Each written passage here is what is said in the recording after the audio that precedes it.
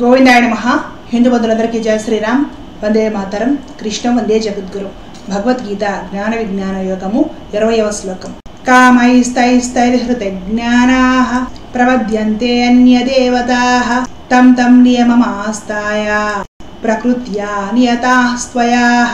నానా విధములైన భోగవాంఛలతో కూరుకుపోయిన వారి జ్ఞానము హరింపబడును. వారు తమ తమ స్వభావములకు అనుగుణముగా వారి వారి నియమములను బట్టి ఇతర దేవతలను ఆరాధించుచుందురు. నేను చెప్పడం లేదండి, కృష్ణ పరమాత్ముడే భగవద్గీతలో చెప్తున్నాడు.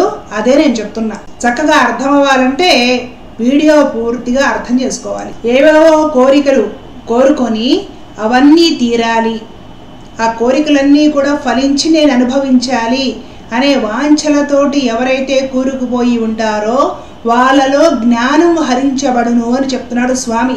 వాళ్ళకి జ్ఞానము కలగదు అని చెప్తున్నాడు స్వామి స్పష్టంగా. వాళ్ళు ఏం చేస్తారో కూడా స్వామి చెప్తున్నాడు. వాళ్ళకి రకరకాల కోరికలుండి ఆ కోరికలు తీరడం కోసము వారు తమ తమ స్వభావాలకు అనుగుణంగా, వారి మనస్తత్వానికి అనుగుణంగా, వారి ఆలోచనలకు అనుగుణంగా రకరకాల నియమాలు పాటిస్తూ ఇతర దేవతలను ఆరాధిస్తూ ఉంటారు.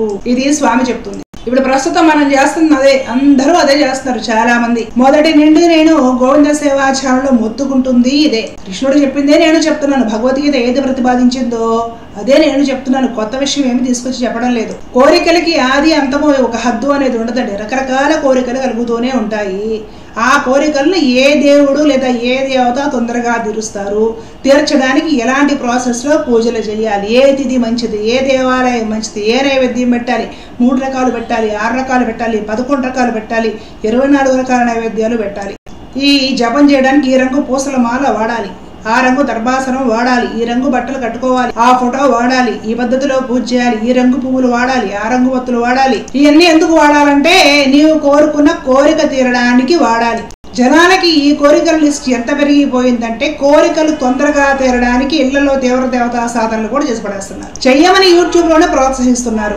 భగవంతుడు ఏం చెప్తున్నాడు భగవద్గీతలో అర్థమవుతుందా? రకరకాల భోగవాంఛలు, రకరకాల కోరికలతోటి ఎప్పుడు రకరకాల పూజలు ఎవరు చేస్తారో వాళ్ళ జ్ఞానము హరింపబడును అని స్వామి స్పష్టంగా చెప్తున్నాడు. వాళ్ళకి జ్ఞానము కలగదని చెప్తున్నాడు. అందుకే అతి పూజలు వద్దు. కాసేపు నిత్య పూజ చేసుకోండి మీ ఇష్ట దైవానికి. తర్వాత కాసేపు అధ్యయనం చేయండి. హిందువులందరూ మీ గ్రంథాలు చదవండి. కర్తవ్య నిర్వహణ ధర్మబద్ధంగా చేయండి, ఉత్సాహంగా చేయండి, రాగద్వేషాలకు అతీతంగా ఉండడానికి ప్రయత్నం చేయండి అని నేను ఆల్మోస్ట్ ప్రతి వీడియోలో చెప్తూ ఉంటాను. అతి పూజలు కూడా మంచిది కాదండి. ఏదో అంటారు చూసారా, ఎక్కువ చదివితే ఉన్నమతి పోయిందని. అతి పూజలు చేసి ఇంకా మూర్ఖులు, మూఢులు అయిపోయిన వాళ్ళు ఉన్నారు, మందబుద్ధులు అయిపోయిన వాళ్ళు ఉన్నారు. పోనీ చేసే పూజ పరమాత్మ ప్రీతి అర్థం చేస్తే అది ఇంకొక అంతం.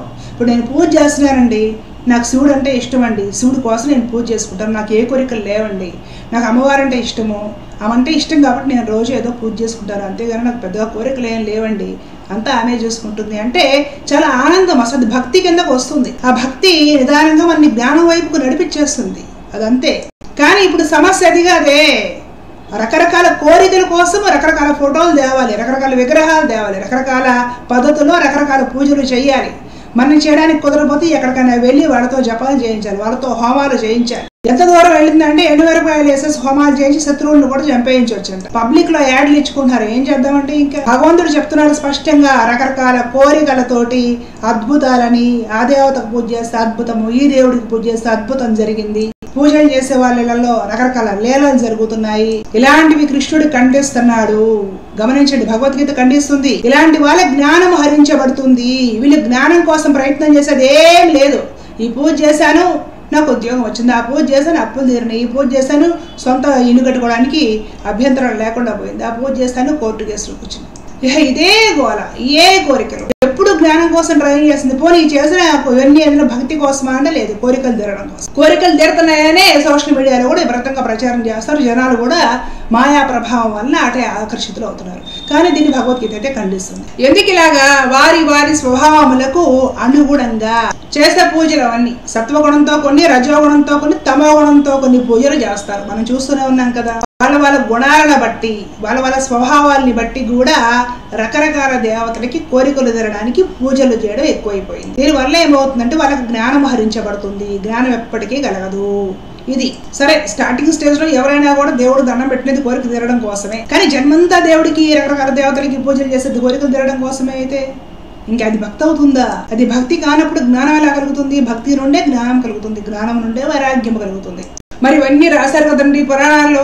ఈ పూజ చేస్తే ఆ ఫలితం వస్తుంది, ఆ పూజ చేసి కుబేరుడయ్యాడు, ఈ వ్రతం 21 శుక్రవారాలు చేసేసి కోటేశ్వరుడయ్యాడు అనేసి మనకి వ్రతకల్పాల్లోనూ పురాణాల్లోనూ ఉంటుంది కదండి. అంటే మిమ్మల్ని జన్మంతా కోరికల కోసమే చేయమని. ఏదో ఎప్పుడో కష్టం ఉంటుంది స్టార్టింగ్ స్టేజ్ లో, ఏదో ఒక వ్రతం చేసావు అది తీరింది. తర్వాత నేర్చుకోవాలి కదా, పరమాత్ముడు ఉన్నాడు నన్ను చూసుకునేవాడు, ఆయన పాదాలు పట్టుకోవాలి, ధర్మబద్ధంగా మన పరమణం చేసుకుంటూ పోవాలి, తరం ఆ పరమాత్మను స్మరించుకోవాలి.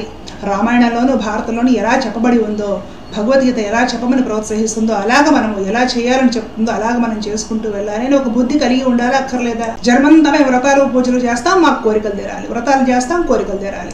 అతి సర్వత్రా వర్జేత్ అని కూడా శాస్త్రమే చెప్తుంది. ఎప్పుడు కూడా అతి చేష్టలు మంచిది కాదు, అతి పూజలు మంచివి కాదు, అతి చాదస్తం మంచిది కాదు, అతిగా ఆధ్యాత్మిక జీవితం గురించి ఆలోచించడం కూడా మంచిది కాదండి. ఇప్పుడు సంసారంలో సమస్య అదే. సంసారంలో ఉండి సన్యాసుల టైప్ లో ఆలోచిస్తారు అనమాట. సంసారంలో ఉన్నవాడు సంసారంలాగే ఆలోచించాలి, సన్యాసిలా ఆలోచించాలి. భగవంతుడు అదే చెప్తున్నాడు. ఈ అతి చేష్టల వల్ల, అతి పూజల వల్ల రకరకాల దేవతల్ని రకరకాల కోరికల కోసం కొలవడము, ఈ పిచ్చిలో పడిపోయేసేసి వాళ్ళ జ్ఞానం హరించబడుతుంది. వాళ్ళ కోరికల్ని స్వభావాలను అనుసరించి రకరకాల దేవతల్ని జనాలు ఆరాధిస్తున్నారు. పూజలు చేయడం తప్పు కాదు, ప్రతిరోజు నిత్య పూజ చేయాలి. నదీ స్నానాలు, దేవాలయ దర్శనాలు, ఆచార్యులని మహాపురుషుల్ని కలవడము, నమస్కరించడము, సేవా శుశ్రూషలు చేయడం అన్ని మంచి విషయాలే.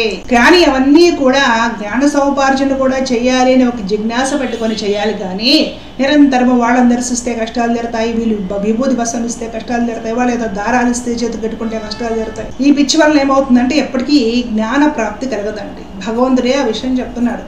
చక్కగా మనం భగవద్గీతను అర్థం చేసుకుంటే బాగుపడతాం. లోకా సమస్త సుఖినో భవంతు. జై శ్రీరామ్, జై భారత్, జై హింద్. కృష్ణ.